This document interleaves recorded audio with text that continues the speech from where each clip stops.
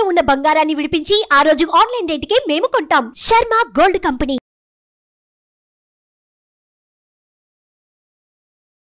నమస్తే, welcome to Suman TV. నేను మీ anchor Usha. చాలామంది జూలై మాసానికి సంబంధించి 12 రాశుల వాళ్ళకి ఏ విధంగా ఉండబోతుంది, ప్రత్యేకించి ఏ పరిహారాలు పాటించాలి, వ్యాపార రీత్యా ఉద్యోగ రీత్యా అని అడుగుతూ ఉంటుంటారు. వాళ్ళందరికీ సంబంధించి ఒక్కొక్క రాశి గురించి వివరించడానికి మనతో పాటు ఇవాళ స్టూడియోలో ఉన్నారు సురేష్ గారు. సో ఆయన అడిగి 12 రాశుల వరకు ఏ విధంగా ఉండబోతుందో తెలుసుకుందాం. నమస్తే సురేష్ గారు. నమస్కారం అండి ఉషా గారు. జూలై మాసంతం మనం చూసుకుంటే వృషభ రాశి వరకు అసలు ఏ విధంగా ఉండబోతుందంటే ప్రత్యేకించి ఏ విషయాల్లో జాగ్రత్తలు వహించాలి? సో రాశి ఫలాలు తెలుసుకోవడం చాలా ఇంపార్టెంట్ అండి. మన మహర్షులు మనకి ఇచ్చిన ఒక గొప్ప జ్ఞానం అనమాట. మన భవిష్యత్తు ఏంటో మనకి క్లియర్గా తెలిసిపోతుంది, మన స్ట్రెంత్ ఏంటి, వీక్నెస్ ఏంటి అని చెప్పేసి. సో తద్వారా ఏమవుతుందంటే మనం చాలా మెచ్యూర్డ్గా మన లైఫ్ ఉంటుంది. ఓకే, ఎఫర్ట్లెస్ జర్నీ, జీవితం అనేది బాధపడకుండా కష్టపడ సుఖంగా ఉండడానికి ఇవ్వాల్సిన ఒక దివ్య జ్ఞానం అనమాట ఇది మనకి. అయితే ఇది మనకే, మనుషులకే కాదండి, ప్రకృతి కూడా ఉంటుంది, దేవతలు కూడా ఈ ఫాలో అయ్యి వింటూ ఉంటారండి. సో మన ఈ సంవత్సరం కనుక ఈ మంత్ 2024 జూలై మంత్ వృషభ రాశి వాళ్ళకి మనకు చూసుకుంటే, ఫస్ట్ వృషభ రాశి వాళ్ళకి కృతికా నక్షత్రం 2, 3, 4 పాదాలు, రోహిణి 1, 2, 3, 4 పాదాలు, మృగశిర 1, 2 పాదాలు, ఇవి నక్షత్రం ప్రకారం. అదే పేరు బలంగా కనుక మనకు చూసుకుంటే ఈ ఉ ఏ ఓ వా వి ఉ వే ఓ ఈ అక్షరాలు, లేదంటే మోరార్లెస్ ఈ సౌండ్లో ఉన్న అక్షరాలందరూ కూడా వృషభ రాశి కింద వస్తారని నేను చెప్పుకోవాలన్నమాట. అయితే ప్లానెట్ పొజిషన్, గ్రహస్థితి అంటారు కదండి, ఈ పొజిషన్ కనుక చూస్తే 16th వరకు సూర్యుడు వచ్చేటప్పటికి వీళ్ళకి కర్కాటక రాశిలో మారుతూ ఉన్నాడండి. తర్వాత వచ్చేటప్పటికి సింహరాశిలోకి బుధుడు మారుతూ ఉన్నాడు 19వ తారీఖున. 7వ తారీఖు వచ్చేటప్పటికి శుక్రుడు మనకి కర్కాటక రాశిలో మారిపోతూ ఉన్నాడండి. తర్వాత వృషభ రాశిలోకి వీళ్ళకి 12వ తారీఖు నుంచి కుజుడు ఎంటర్ అవుతూ ఉన్నాడండి. ఈ 4 ప్లానెట్ కాంబినేషన్స్ ఈ మంత్ ఎక్కువ ఉన్నాయి కాబట్టి అండి, కొంచెం ఎక్కువ విషయాలు వీళ్ళకి అప్స్ అండ్ డౌన్స్ ఉండే అవకాశం ఎక్కువ ఉంది. కాబట్టి కొంచెం అటెన్షన్ పే చేసి వినేవాళ్ళు కొంచెం ఏదైనా బుక్ లాగా పెట్టుకొని రాసిన వాళ్ళకి క్లారిటీగా ఉంటుంది. లేదంటే రిపీట్ చాలా ఎక్కువ ఉంటుంది అనమాట, అప్స్ అండ్ డౌన్స్ ఉంటుంది అనమాట. సో వీళ్ళకి లఘు గోచారం అనే కాన్సెప్ట్ కనుక చూసుకుంటే, వీళ్ళకి సన్ వచ్చేటప్పటికి 15th ముందు ధనాన్ని ఎక్కువగా నష్టాన్ని కలిగిస్తుంటాడు, తర్వాత ధనాన్ని ఇస్తూ ఉంటాడు. తర్వాత వచ్చేటప్పుడు కూడాను లక్ష్మీదేవిని కటాక్షం వీళ్ళకి ఎక్కువ కలిగి ధనధాన్యాలు వచ్చే అవకాశం ఎక్కువ ఉంది. తర్వాత వచ్చేటప్పటికి కుజుడు వల్ల ఏమవుతుందంటే వాళ్ళకి డిసీజులతో, రోగాలతో బాధపడే అవకాశం ఎక్కువ ఉంది. వ్యాధ్యార్థి అంటారు సాంస్క్రిట్లో అనమాట. తర్వాత అదే శత్రుపీడను కలిగజేస్తూ ఉంటారు అనమాట. తర్వాత బుధుడు వచ్చేటప్పటికి ఎనిమిస్ నుంచి, శత్రువుల నుంచి బాధలు కలిగించే అవకాశం ఎక్కువ ఉంది. శుక్రుడు వచ్చేటప్పటికి విత్త సిద్ధిం, ఫైనాన్షియల్ గెయిన్ అవకాశం ఇస్తుంది అనమాట. అదే 15 తర్వాత శుక్రుడు మంచి ప్రాస్పరిటీని, బుధుడు చాలా ధన ప్రాప్తిని కలిగిస్తూ ఉంటారు అనమాట. వృషభ రాశి వాళ్ళకి ఓవరాల్గా చూసుకుంటే కొంచెం బాగుంది మనం అని చెప్పుకోవాలన్నమాట. తర్వాత మనకి ఇన్ డీటెయిల్ కనుక చూసుకుంటే, వీళ్ళకి సన్ వచ్చేటప్పటికి 16వ తారీఖు వరకు ఎలా ఉంటుందంటేనండి, తర్వాత మనసులో ఏదో పోగొట్టుకున్న ఒక ఫీలింగ్ రావటం, తలనొప్పి రావటం, తర్వాత వ్యవసాయాలు గురించి, వ్యాపారాలు అట్లాంటి విషయాల్లో ధనానికి సంబంధించిన విషయాల్లో నష్టాలు ఎక్కువగా ఉంటాయి. వేరే వాళ్ళ చేత వీళ్ళు మోసం చేయబడే అవకాశం ఎక్కువగా ఉంది. కాబట్టి కొంచెం కేర్ఫుల్గా ఉండాలి. వీళ్ళని చీట్ చేసేవాళ్ళు ఉంటారు. తర్వాత మిత్రులతో శత్రుత్వం ఎక్కువ ఉంటుంది, బంధువులతో ద్వేషం, ఇవన్నీ వాళ్ళకి కలిగే అవకాశం ఎక్కువ ఉంది. అది ఎప్పుడంటే ఫస్ట్ 2 వీక్స్ అనమాట.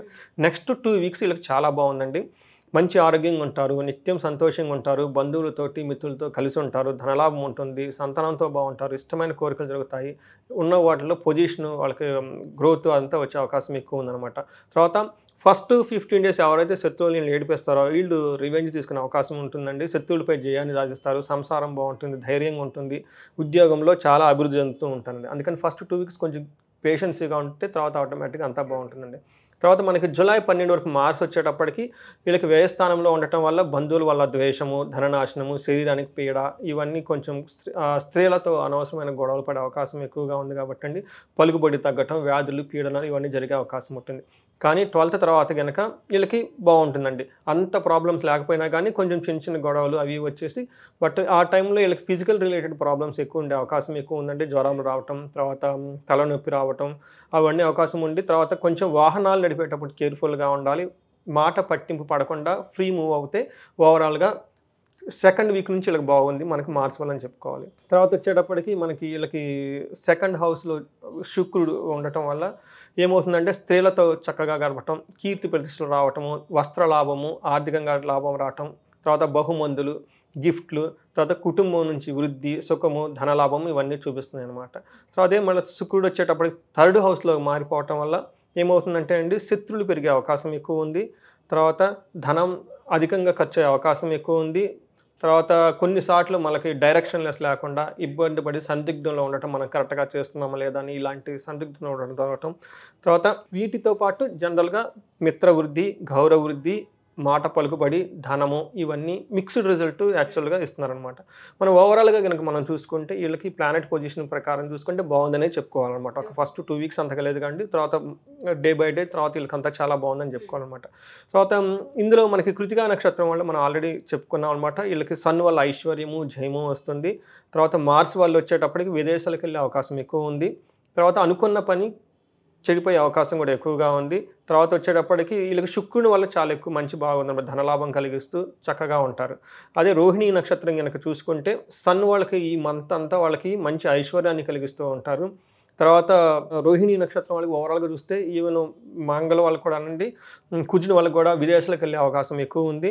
ధన లాభం చూపిస్తుంది. ఒక రకంగా చూస్తుంటే రోహిణి నక్షత్రం వాళ్ళకి ఈ మంత్ అంతా చాలా బాగుంది. బెస్ట్ టైంలో ఉన్నారండి.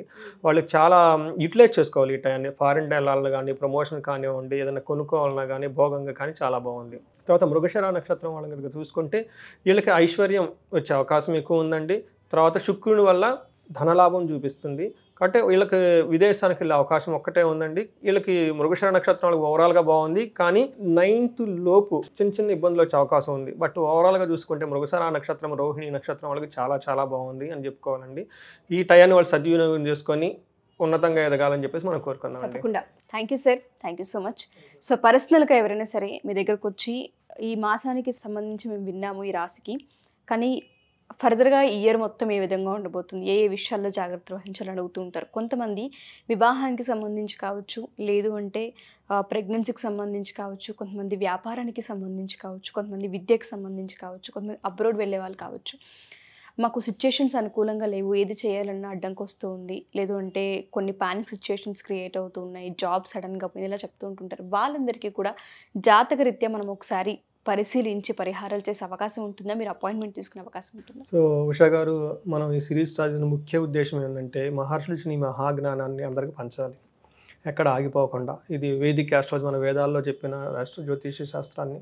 సో అందుకు సంబంధించి మనం ఆథెంటిక్గా ఒక చిన్న కోర్స్ లాగా డిజైన్ చేసామండి. ప్రతి ఇంట్లో ఒక వేదిక్ ఆస్ట్రాలజీ ఉండాలని చెప్పేసి మన మహర్షుల ఒక ఉద్దేశం అండి. వాస్తు పండితులు ఉండాలి ఇంట్లో, తర్వాత వాస్తు తెలిసిన వాళ్ళు ఉండాలి, జ్యోతిష శాస్త్రం తెలిసి ఉండాలి. అట్లీస్ట్ ఇంటికి ఒకళ్ళు ఈ జ్యోతిష శాస్త్రం తెలుసుకోవాలని చెప్పేసి నాకు ఉన్న మిషన్ అండి. దానికి సంబంధించి ఒక ఫెసిలిటీ మనం ఇచ్చి ఒక చిన్న కోర్స్ లాగా డిజైన్ చేసాం, అది చేసుకోవచ్చండి.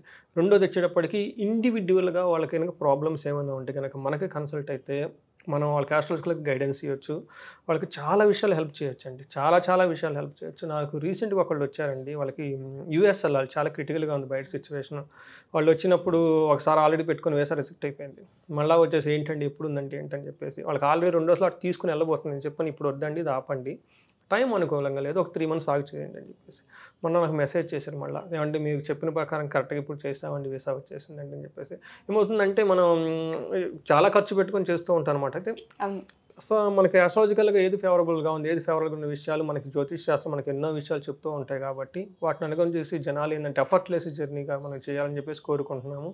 ఇంతేకాకుండా మనకి ఆర్థిక ఇబ్బందులు పడుతూ ఉంటారండి. సో మనం కనకదారని ఒక ప్రోగ్రామ్ చేసాం, మంచి రెస్పాన్స్ వస్తుంది. చాలామంది దాన్ని వినియోగించుకుంటూ ఉన్నారు కూడా, ఆర్థికంగా ఎదగటానికి, అప్పుల బాధంతా పోవటానికి. సో అలాంటి వాళ్ళు కూడాను మనకి ఈ స్క్రీన్ మీద కనిపిస్తున్న నెంబర్ కనుక కనెక్ట్ అయితే మనకి వాళ్ళకి గైడెన్స్ ఇవ్వచ్చండి. తప్పకుండా sir. Thank you sir, thank you so much. Thank you. So ఎవరైనా సరే మా ఈ ఎపిసోడ్ కనుక చూస్తే కనకదార హోమం ప్రత్యేకించి ఎవరైతే అప్పుల బాధతో ఇబ్బంది పడుతూ ఉన్నారో, లేదా సకాలంలో మనీ రావట్లేదు, స్ట్రక్ అయిపోతుంది అనుకుంటూ ఉంటారో వాళ్ళందరికీ కూడా ఈ హోమం చాలా పెద్ద హెల్ప్ అవుతూ ఉంటుంది, చాలా ఇంపాక్ట్ని కూడా క్రియేట్ చేస్తుంది. అండ్ దాంతోపాటు జాతక రీత్యా ఒకసారి సురేష్ గారిని కలవాలి అనుకున్న, సలహాలు సూచనలు తీసుకోవాలి అనుకున్న కింద స్క్రోల్ అవుతున్న కాంటాక్ట్ నెంబర్ని కాంటాక్ట్ చేస్తే సురేష్ గారి టీం మీకు పూర్తి వివరాలు అందిస్తారు. Thank you. సుమన్ టీవీలో మీ పర్సనల్ అండ్ బిజినెస్ ప్రమోషన్స్ కోసం కింది నెంబర్కి కాంటాక్ట్ చేయండి.